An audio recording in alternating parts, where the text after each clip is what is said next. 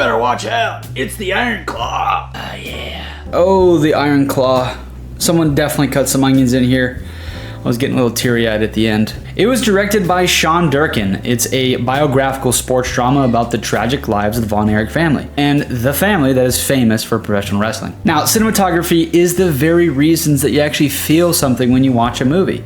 We'll talk more on the film techniques used in this movie to create unique look and feel, but speaking of unique look and feel, first I want to talk about how I was instantly hooked by watching this movie when I saw the pictures of Zac Efron in that fucking haircut and Jeremy Allen White. Now, the original brothers are badasses. They're freaking Hulks, dude. They're the bodies that I want. They're little Hercules. And it's just funny to see Zac Efron and Jeremy Allen White in the characters' portrayals. And again, that's why I went into this movie with the mindset I did.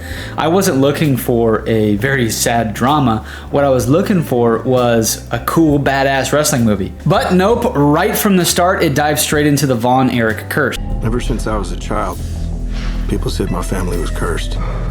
The Wrestler was actually a pretty damn good movie as well. I think it actually got higher ratings than Iron Claw, which is, I mean, it says a lot, I guess, about both movies. This movie tells the story of the rise and fall of the Von Erich brothers during the late 1970s, 1980s. It captures the excitement of wrestling that we've all seen and mainly focuses on the family's relationship and personal tragedies of the Von Erichs. Every time Zac Efron was on screen as Kevin, it was by far his best performance. You can really feel what's going on with Kevin.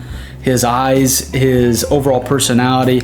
It really brings you into the emotional struggles that are needed to keep a family's legacy alive despite the constant misfortune. Kevin is told pretty early on in this movie by his then girlfriend, or they're at the diner before they were actually boyfriend and girlfriend, that he has the older brother syndrome, where he wants to take care of all the family.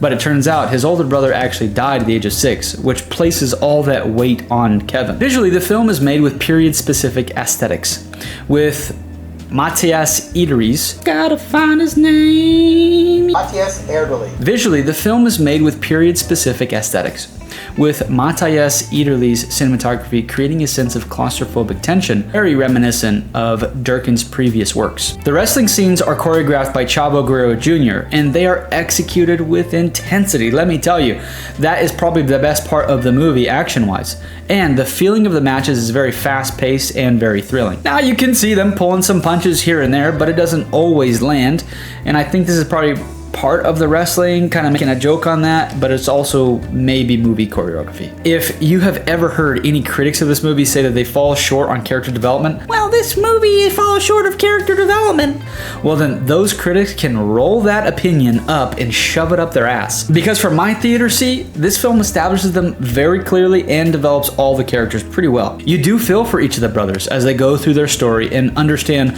what their process was, their pecking order of the brothers are. I was actually reading in another article that one of the brothers was taken out because it had a lot to do with redundancy for the viewers watching the movie, and seeing another brother pass away is obviously depressing enough. But the omission of Chris Von Erich doesn't necessarily leave a noticeable gap in the narrative if you don't know the story. The director and cinematographer didn't shy away from depicting the darker aspects of the Von Erich legacy to include the father Fritz and his abusive nature in the immense pressure he placed on his sons. Absolutely, I agree, diamonds are formed under pressure, but that's not the only way we can raise a child. The Iron Claw utilizes several distinctive film techniques created in its unique look. The very, very beautiful cinematography from Matthias Ederle uses natural and practical lighting to enhance authenticity.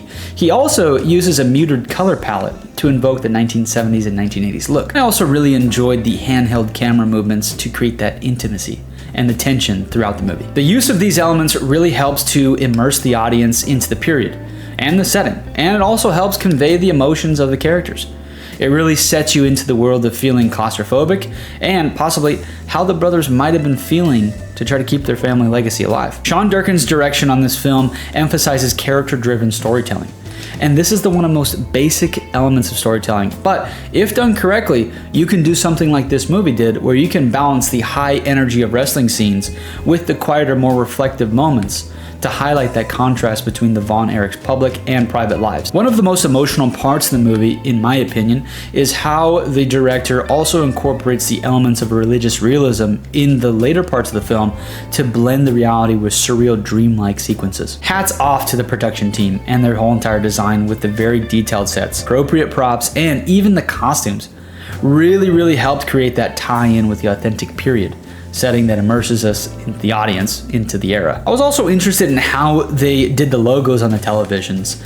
The old logos that came up, that's cool. Did you make it? Did you recreate it? Did you get licensing for it? I don't know. It's very clear, the goal of this film, either from wrestling arenas to the Von Erich family home, that each of these aspects were designed and meticulously crafted to enhance the story's authenticity and emotional impact. The editing ties all of these elements together, which maintains that rhythm that alternates between the action and emotional moments. I also personally enjoyed the use of montages to convey the passage of time and the progression that the Von Erich brothers went through their careers and their personal lives. The film did an excellent job exploring the family's pursuit of glory and the heartbreaking consequences that came with it. The Iron Claw is a must-see film for fans of wrestling or those interested in the human story of resilience and tragedy. The movie is beautiful, it's nice, it's refreshing, and the film offers a sobering look at the cost of fame when enduring the strength of brotherhood. Overall, The Iron Claw, I would give it a 7 out of 10. It's definitely worth the watch, and I probably would watch it again.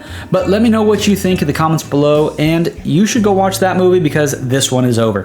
The Iron Claw.